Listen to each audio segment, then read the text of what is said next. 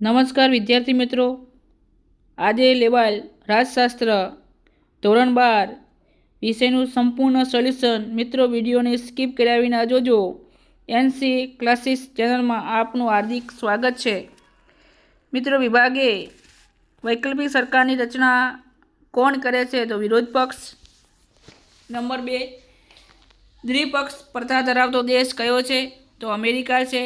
ભારત જેવા વિશાળ દેશમાં ચૂંટણી પ્રક્રિયાનું કાર્ય કેવું છે? તો ભગીરથ.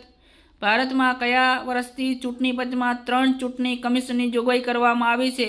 તો 1993 આવશે. તારાકુંડે સમિતિની રચના કોની સાથે જોડાયેલી છે? ચૂંટણી સુધારા સાથે.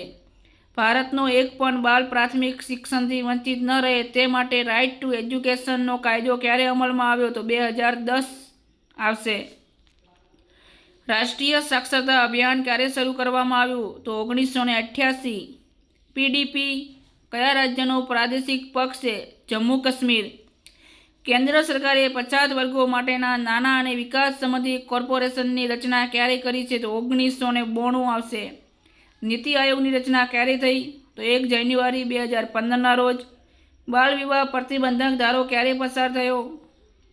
તો 1978. ક્યારે યુએસએના પ્રમુખ આઇઝર હૂવરે શાંતિ માટે અણુની જાહેરાત કરી હતી? તો 1953 આવશે.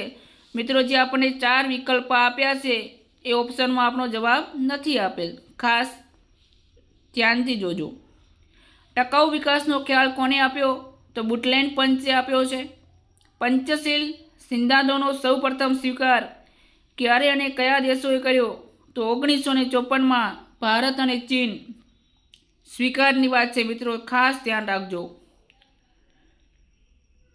નીચેના પૈકી કયું રાષ્ટ્ર સાર્કનું સભ્ય નથી? તો ચીન દેશ આવશે. ખાલી જગ્યાના દિવસે સંયુક્ત રાષ્ટ્રો યુએનની સ્થાપના થઈ 24 ઓક્ટોબર 1945ના રોજ. ભારતના કયા ન્યાયમૂર્તિ આંતરરાષ્ટ્રીય અદાલતમાં ન્યાયાધીશ તરીકે સેવા આપી રહ્યા છે? તો મિત્રો, આમાં હવે હાલના જો પૂછે તો શ્રી દલવીર ભંડારી, અને જો ન્યાયમૂર્તિ તરીકે સેવાઓ આપી છે તો જે આપેલા છે તમામ આવશે. કયા દિવસને પૃથ્વી દિવસ તરીકે ઉજવાય છે? તો 22 એપ્રિલ. વન અને વન્યજીવોના રક્ષણ માટે કયું આંદોલન ખૂબ જ પ્રસિદ્ધ છે? તો એ મિત્રો ચીપકો આંદોલન છે, બહુ પ્રસિદ્ધ છે. વન્ય અને વન્યજીવોના રક્ષણ માટે કર્ણાટક અને આંધ્રપ્રદેશ વચ્ચે કઈ નદીના પાણી માટે વિવાદ ચાલે છે? તો કૃષ્ણા નદીની વાત આવશે.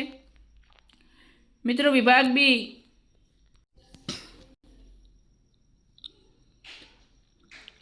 વિભાગ બીની અંદર 21, કયા રાજશાસ્ત્રીના મતે વિરોધ નહીં તો લોકશાહી નહીં? તો લોર્ડ બ્રાઇસ આવશે. ભારતમાં માન્ય વિરોધ પક્ષ માટે લોકસભામાં જરૂરી સભ્ય સંખ્યા કેટલી હોય? તો 10%. ચૂંટણી સુધારા માટે નિમાયેલ સમિતિઓ કઈ કઈ છે? તો એમાંથી કોઈ પણ એકનું આપણે નામ આપવાનું છે. તો દિનેશ ગૌસ્વામી અહીંયા મેં આપ્યું છે, તમે કોઈ પણ બીજી પણ આપી શકો છો. આપણી લોકશાહી અને રાષ્ટ્રીય એકતા સામેનો પડકાર કયો છે? તો જ્ઞાતિવાદ છે, અલગતાવાદ છે, આતંકવાદ છે, નક્સલવાદ છે, રાજકીય હિંસા વગેરે આવશે. ભારતીય સંસદે બળાત્કારને ગંભીર ગુનો ગણીને મુખ્ય ઉંમર 18થી ઘટાડીને 16 ક્યારે કરી? તો 2015માં આવશે. જે 18 હતી એની જગ્યાએ 16 કરવામાં આવે છે. લોકશાહીના વિકેન્દ્રીકરણનું પ્રથમ બિંદુ શું છે? તો જિલ્લો આવશે. શાંતિ એટલે શું? શાંતિ એ સામાજિક અવસ્થા છે અને એ પોતાના ન્યાય અને સમુદાયને પ્રભાવિત કરીને જે ચાલવાનું કાર્ય કરે છે અને સમુદાયોમાં એક પ્રભાવ જોવા મળે છે. બ્રિક્સ દ્વારા કઈ બેંક સ્થાપવામાં આવી? તેનું મુખ્ય કાર્યાલય ક્યાં આવેલું છે? હવે ન્યૂ ડેવલપમેન્ટ, જે ચીનના શાંઘાઈ ખાતે. ચીનના શાંઘાઈ. બરાબર મિત્રો, અહીંયા થોડુંક અટપટો જવાબ છે. કયા દેશોમાં ઊભી થયેલી કટોકટી વખતે ભારતે સૈન્ય મોકલીને શાંતિ સ્થાપવામાં મદદ કરી હતી? તો ગાંજા, સાયપ્રસ અને કોંગો. આ મિત્રો પ્રશ્ન ચેપ્ટર નંબર 8નો છે અને પેજ નંબર 66 ઉપર છે. પુસ્તકની વાત છે મિત્રો, કારણ કે નવનીતમાં જે સારથી આવે છે એમાં સારું એવું આપે છે, પણ ક્યારેક ક્યારેક પ્રશ્ન આપણને ખોટો હોય એવો જાણવા મળે છે. એટલે મિત્રો પાઠ્યપુસ્તકનો સહારો ખાસ લેવો. હવે પર્યાવરણના સંરક્ષણ માટે કયા આંતરરાષ્ટ્રીય બિનસરકારી સંગઠનની કામગીરી સરાહનીય છે? તો એ World Wide Fund for Nature આવશે.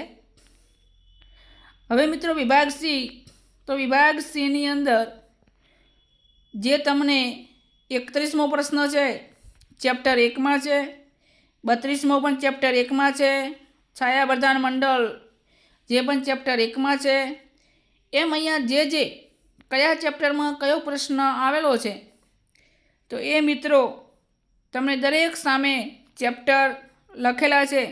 ખાસ કરીને પુસ્તકમાં જે પ્રશ્ન આપ્યો છે એ જ હંમેશા રાજશાસ્ત્રમાં વાંચવા માટેનો વિદ્યાર્થી મિત્રો આગ્રહ રાખો. દરેક તમને ચેપ્ટર દીઠ વિભાગ જે આપેલા છે અહીંયા એની સામે પાના નંબર પણ આપેલા છે.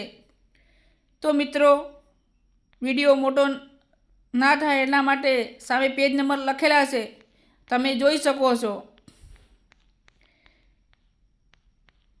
ફરીવાર નેક્સ્ટ વિડીયોમાં મિત્રો ફરી મળશું. તમે વિડીયોને પૂરેપૂરો નિહાળ્યો હશે તે બદલ તમારો આભાર.